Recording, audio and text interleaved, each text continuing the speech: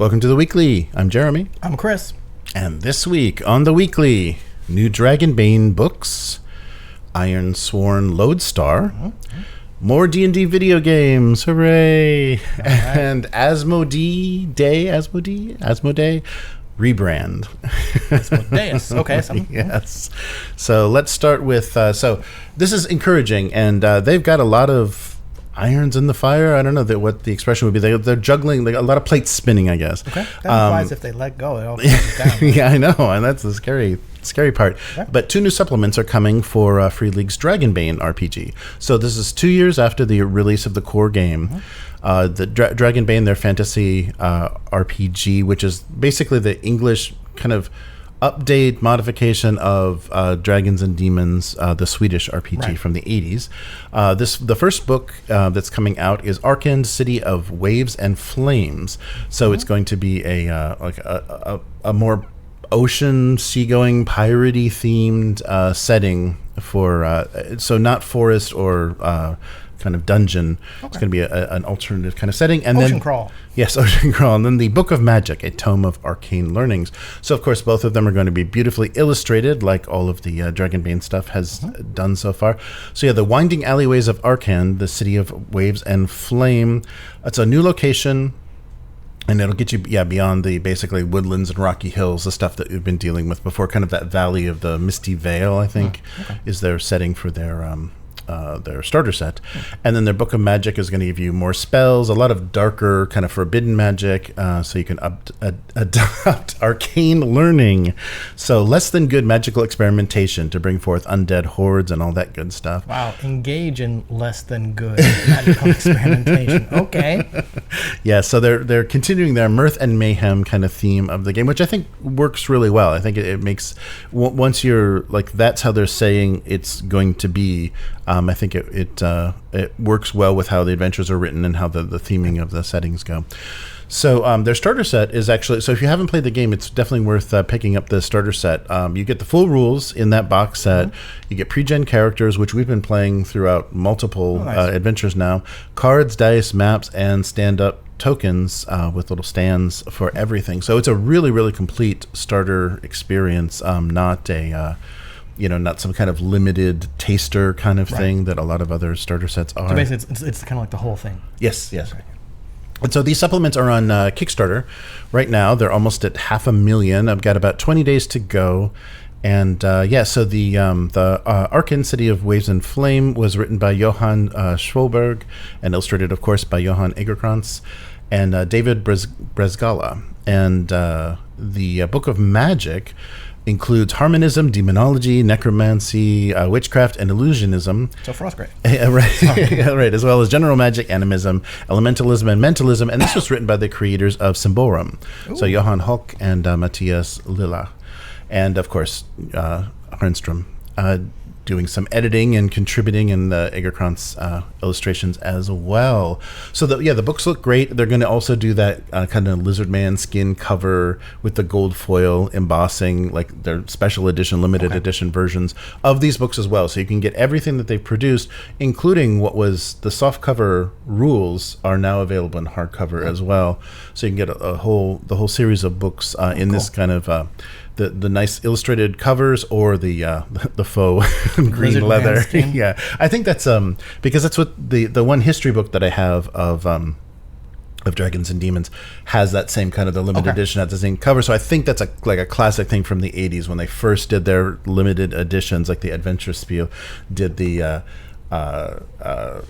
that green lizard skin look. And so that's been a thing for a while. So it's nice. So they're continuing that. I think they want to make it nostalgic, even if you weren't in that country, speaking that language, playing that game, they want to have some of that nostalgia carry over into the English editions. So that's fun. And something else that's actually not crowdfunding is Ironsworn's Loadstar. So what the heck? More? What are they doing? What's going on? Well, this is everything you need to play Ironsworn in a single book. So this is a new supplement for Ironsworn that collects and condenses all the rules in an easy-to-use reference. So this is so Ironsworn, of course, is a great game to play solo. It's an interesting take on the Powered by Apocalypse framework to build fantasy sagas, adventuring into a harsh world with an unforgiving wilderness, dangerous cities, settlements, etc. So people are praising this as some of the best rules for solo play, and actually the writer of Ironsworn has been asked to do the solo rule sets for other systems. They've been hired on crowdfunding to do that. So the new Loadstar supplement is free, but it's pay what you want. So please support. For the PDF. So please support the creator. And so Loadstar is one reference, all the rules. So it's everything that you need to basically make your own world. But also, what's been missing in if you just have Ironsworn, what's been missing in the book is the dungeon crawling rules. So that came out in the Delve expansion. Yep. Yeah, it did. So these dungeon crawling rules are going to be included in this new Loadstar all-in-one. So all the Ironsworn rules in one book. Roll up a settlement, figure out your themes and emotions, generate the dungeon, and your character moves and character and move guides. All included. So the PDF is free, and you can get the print on demand from Drive-Thru RPG, and it's basically at cost. So you can pay pay what you want. It's like from cost plus up. I think I saw a spiral-bound version. Yes, and that's on Lulu. Yep. Yeah. So on the if you just go to the Ironsworn website, there's a link to Drive-Thru, and then Lulu. Lulu is the one that sells the spiral bound. Those are nice because they lay really flat, but they're bitch to store because they don't sit on a shelf very well, and they get bent and fuck up your other books and stuff. I'm not a fan. Tell us how you really feel. Not a fan. But yes, you can pay what you want, but definitely support the creator, because giving away this kind of stuff for free, and I think he's always had that good sense of, I want to get my game out there. Here are the rules for free. If you'd like to have a physical copy, then I'll make some money from it. But and having things as pay what you want is just a way to make sure everybody gets it. Everybody will That's exactly what I did. Like the Ironsworn, the core rule, the PDF was free, right? And then got it, read through it. I'm just like, after I got to the final chapter, that's my one complaint. After I got to the final chapter, I'm like, oh, I get it now. This is amazing, right? And I went and bought the hardback of Delve and Ironsworn and the associated cards that you don't actually need but are kind of helpful, right? So my one kind of beef with Ironsworn is the beginning part. It's a little bit hard to figure out. Like if you're coming in kind of from nothing, it was a little bit hard to figure out how the choices affect each other. So it was only until I got to like the back of the book, and it was like, oh, here's like a walkthrough of someone starting their first game and all the first things they do. It was only after reading that chapter that I went, okay, everything at the beginning now makes sense, right? So I guess it's kind of like one of those chicken and the egg problems. Like if you if you present kind of too much, like not lore, because it wasn't presenting lore, but if you do it too much of why you need it, you're like, okay, but show me how. If you're showing too much how, you're like, okay, well, why, right? So you got to strike a nice balance between those. So I see that, one place to reference all the rules, like Loadstar, that would be pretty convenient, right? So hopefully that will help people, and containing all the rules, so you're not like referring to different books and things. So a blurb from the website. So Loadstar is a quick reference guide for the Ironsworn tabletop role-playing game. It includes the essential rules, moves, setting information, oracle tables in a streamlined format for convenient reference during play. So this is going to be the 2025 expanded edition. Much requested key content from Delve is included, extra gameplay options, an array of new and updated oracle tables in a table-friendly 99 pages. So a nice slim volume. So you get character creation, essential rules summaries, the move references, oracle tables, new Delve references, new Delve oracle tables, vast array of updated random tables for story prompts, journeys, waypoints, bonus moves for one roll journeys, random generators for character background events, and then digital bonuses are high resolution illustrated map of the Ironlands and illustrated character sheet. Cool. So so definitely, and especially if you're interested in trying something solo, or just something to kind of brush up on your game mastering skills and kind of world building thinking and ideas, this might be something that would appeal. You've played. But you played co-op. Yeah, we did kind of guided. Yeah, because Okay. Will had the experience with the rules. So Will was kind of he played a character, but he was kind of guiding us with like, okay, now we should do this. Yeah. So you've kind of done, like I said, the guided play. Yeah. I've only done solo. And like solo, it is very much a journaling game, right? Like these are just tools to kind of, okay, it's almost like writing tools, right? Like, okay, I'm kind of stuck. What happens? Roll, and it gives you like a mechanical output, and then it's up to you to kind of not interpret that, but it's up to you to expand that or contract that. Like you could just jot down numbers and adjust things, or you could actually like flesh it out into a story, but there's nothing in there that actually, I'm not going to say that doesn't help you write a story, but writing the story is all on you, right? Like it's as much or as little as you want to do. Nice. Yeah, so you can pick that up for free if you just want to see what that's free. You might as well about. pick it up. Yeah, take a look. And something that another puzzling development. D&D is always confusing us with what the hell they're even doing. A new single-player video game is in the works for Dungeons and Dragons, chasing that Baldur's Gate 3 high that they had. We want all the money this time. Yeah. So the good feels from Baldur's Gate 3 is what WotC is looking for. So so they did release a multiplayer flop previous to that, Dark Alliance, which didn't do well, and they said, no, look, we learned our lesson. Single player is what people want, is I guess what they learned from Baldur's Gate 3. So it's going to be a single player focus. They've done this in the past, Neverwinter Nights, Planescape Torment, but those also, I think Neverwinter Nights and even Baldur's Gate maybe had some multiplayer component to it, so we'll see. But anyhow, they're talking about so who is their guy, their digital, oh no, this is the so who are they doing this with? They're doing this with Giant Skull. So Giant Skull is a new studio formed by Stig Asmussen from Respawn. So this is a guy that worked on the Jedi games and the God of War series. So nothing that has any like current day relevance. I don't think people are like, oh, I got to play a God of War game again. We're going back to PlayStation 2. So that's a little bit odd that they're like thinking, oh, this guy is going to really turn it around. The same way that they're thinking the Mass Effect guy is going to make them a sci-fi setting. Yeah. Anyhow, so Asmussen said, our goal is to craft a rich and new D&D Dungeons & Dragons universe filled with immense immersive storytelling, heroic combat, and exhilarating traversal that players will fully embrace. I hate an immersive storytelling. It's a buzzword that means absolutely nothing. Right. So maybe we'll get some action platforming if this is single player, or maybe it's just going to be, they're just going to try to rip off Baldur's Gate. But and so this is also, so we have the I'm forgetting the name of the studio, but the people that are working on Exodus. We got Exodus coming up, and what happened to Skeleton Key? That was also an in-house studio, like something that WotC had assembled. That was supposedly had like 3 projects in the works. They hired some new directors, and then they canceled all the games. So their video game development is very mysterious. So Giant Skull was just announced or assembled in 2024, and like I said, the Stig Asmussen is the head of that, making some new single player experience. They're not sharing any information right now, and video games don't get developed in a week, so it's going to be years before just use AI before we see any of this. But another quote from the director of Giant Skull: our talented and experienced team at Giant Skull is built on creativity and curiosity. Our goal is to craft the same thing. Fully embrace all of that good stuff. And so John Haidt, the president of WotC's digital gaming at Hasbro, said, Stig and the team at Giant Skull are exactly the type of exceptionally talented creators we want to work with.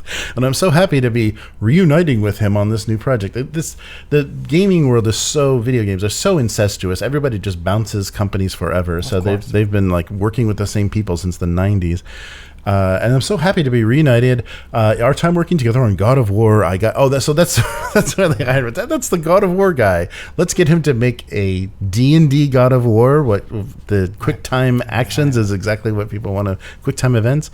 I got to see Stig's artistry and expertise. He and the Giant Skull team are a perfect fit for our new game. Sure. Which is what? Yeah, whatever. It's D&D. So world building and storytelling is in our DNA, and this collaboration reflects our evolution and commitment to our playing to win strategy. That's capitalized. Building stronger presence in the digital play. Height went on to say, we look forward to revealing more about this brand new Dungeons and Dragons game in the future. Sure you do. It's going to get canceled. I mean, I think the magic of Baldur's Gate was basically it was a studio that had done a series of successful games that they just reskinned with Baldur's Gate. They had already had a great game system and style of game that people like to play, and they just got to theme it with D&D. You can't start from scratch and have a new studio with a bunch of randos thrown in there and what they're going to make a God of War D&D. Of course you can. That's going to be worse than that Dark Alliance game. But anyhow, and it's single player, so how do you monetize that? How do you over-monetize that? But speaking of things that didn't need to happen or won't help anything, so Asmodee debuts its new logo, and sorry, I should have put the graphic on here so I can pop it up. But if you do a quick search, you can find it. It kind of looks like the 80s Barbie logo. I was going to say it looked like the 80s Mattel logo. Oh, yeah. Which is basically the same thing, yeah, right? It's very, yeah. And that's the new, I think we're in the midst of this like designer's dilemma thing where everyone was making things more candy-coated 3D, plasticky, and then now they're just flattened it into nothing. So this looks like a masking layer that you would use to just, take some texture and whatever and edit it out, and that's the logo. It's just a flat black graphic. I don't hate it. But it's like everything's being reduced to this, like just flatten it into just nonsense. So it has this like strange thing like a mask of, a masking layer. It doesn't look like an actual design. But it's the 30th anniversary of this wonderful company, the biggest player in tabletop. So basically the Yum Brands of board games, the food company that owns basically everything, KFC, Taco Bell, Pizza Hut, PepsiCo. Yeah, this is the board game version of that. So they have a new brand identity. And I love this. More vibrant and visible consumer-focused brands. This is the least vibrant logo I've ever seen in my life. I have to admit, I don't mind the logo, but when you pair it with like more vibrant and visible, it's black and white. Right. It's black and white. It's not vibrant at all. And they're visible, consumer-focused brands, all inspired by its players. And to let you know they're inspired by its players, they write "inspired by players" underneath the logo. That part I hate down there at the bottom because it's not even. It's kind of dimensionally kind of weird. It's in the wrong perspective. Yeah. But yes, so the publisher of such games as Ticket to Ride, Catan, Seven Wonders, Star Wars Unlimited, I don't know how that fits in there, Azul, and Spot It is now going to be more about the players, because before they were just about themselves. So corporate speak. They release things saying a major leap forward as a vibrant and visible consumer-based player inspired by the players in strengthening Asmodee's direct relationship with players. I guess basically they don't want to fund local game stores. They want to sell online direct to you while reinforcing its reputation for quality and innovation. At Asmodee, we have made it our mission to create meaningful shared experiences through games that celebrate all players. This is the CEO, Thomas Kogling. During our 30-year journey in the tabletop industry, our brand hasn't always been visible to players themselves. With this brand evolution, we aim to change that, making Asmodee a name that's recognized, trusted, loved, and sought out by players around the world. I don't know how this logo change does that. And they're just a conglomerate. They're just this like disgusting, like sticky mass of brands that's been, collected off the floor that, we're about to go out of business. Because Catan is a bad game. I don't know if a sticky mass collected off the floor is entirely fair. So yeah, but Asmodee has 21 studios with a portfolio of over 400 IPs. There's no brand identity in that. There's just amassing all of the licenses we can. So their chief creative officer, Reza Basiri, said, "As a board game and role-playing enthusiast, I know the vast selection of games can feel overwhelming, even though we own 90% of them. By collaborating with Asmodee on their brand identity, we help. We help them to boldly express their passion for gaming while giving players a strong and recognizable brand they can trust." I don't even know how to pronounce it, because I'm sure if it's French, there should be a diacritical mark over one of the E's. but it's Asmodee. I can trust that because I don't know how to say it. This identity will help customers navigate a competitive market and position Asmodee as a clear, and it's always lowercase in this press release. That was weird, yeah. It's a clear point of reference. So yeah, they basically swallowed up all the Fantasy Flight stuff. So they some of the brands under their umbrella are the Arkham Horror, Twilight Imperium, Descent, Lord of the Rings, Star Wars Shatterpoint, Marvel Champions, Ticket to Ride, Marvel Crisis Protocol, which is what, Atomic Garage or what? Yeah, so there's a bunch of like, random people like all underneath this umbrella. So emphasizing their brand, I don't think is really going to help. Of course, it's their brand. They own it. They bought those games. Right. They bought those companies. They own them fair and square. Yeah, so it's going to be weird to just to have everything say Asmodee. It's like, wait, I thought, weren't the original guys? Or is it even the original people still doing these games? Yeah, we'll see. But I was expecting a name change because we did get. I think you missed the week we talked about Embracer Group doesn't exist anymore. Oh yeah, I just saw that. In the chat. Yeah, it's the Fellowship. It's the Debracer Group. The Debracer Group. Yeah, it's the Unbracer Group. Yeah, Fellowship Friends or something. It's something really silly, but still emphasizing the Tolkien license that they have. But yeah, so are they in the process of selling off everything that's non-Tolkien? Then? No, they separated into two things, like some kind of coffee stain group, which I think was all digital stuff, and then all the Tolkien and all of that is under now Fellowship, and that was what Embracer Group became. What happened to all other stuff they bought? It's all in there. It's all in there. But they just are emphasizing with their renaming that we own the Tolkien estate basically. So we licensed everything from the Tolkien estate. Yeah. So I was expecting when I saw this headline, I was like, oh, did they change the name? Because that name is terrible, and nobody knows how to say it. I don't know. But so we got a nice flat logo and make a nice car graphic. You can apart from that inspired by players line. Mm-hmm. That logo's actually kind of growing on me. I don't know. I think it's the. It's like you said. It kind of looks like the old Barbie or Mattel logo. Yeah, I bet you that is what they were going for. It could say Parcheesi, or it could say. It's very kind of maybe not 80s nostalgia, but that's what it kind of reminds me of. Hey, remember all those toy companies from when you were a kid? That's what we're going for, right? That kind of extruded kind of thing. Mm-hmm. So that was not a accident. That was like, nope, okay. Maybe that's what they mean by all the trust. Like, hey, you loved those games as a kid, right? Yes, we're going to look like you trust us. Yes, this design was produced by the Publicis Group design agency Carrère Noir. Of course, because that's all they work in is black noir. But that's maybe that's all you could afford. Sorry. Okay, well, how many colors do you want this logo in? One.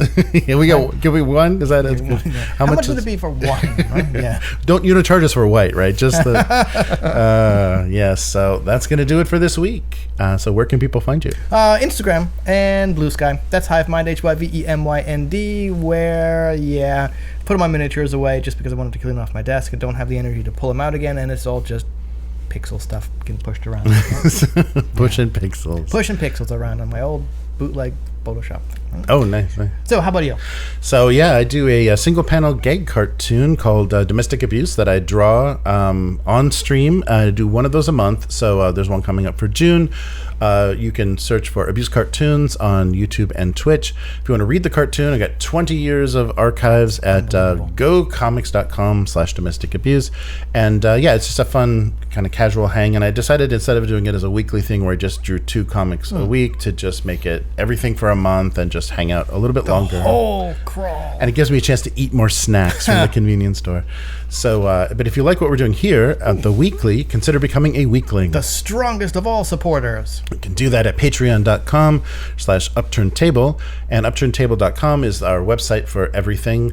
The actual plays and reviews and flip-throughs and unboxings, all that good stuff. There's audiobooks and lore videos in our on Patreon and the members, and the YouTube members area. And you can become a YouTube member by hitting the join button below this video if you're watching us. And it'll be the same content minus the RSS feed. So the audio for this whole live stream goes on the RSS feed on the Patreon, and you can listen to the whole ramble this, before and after the podcast. So that'll do it for this week. Thank you for joining us. We'll see you next week. Later, mortals.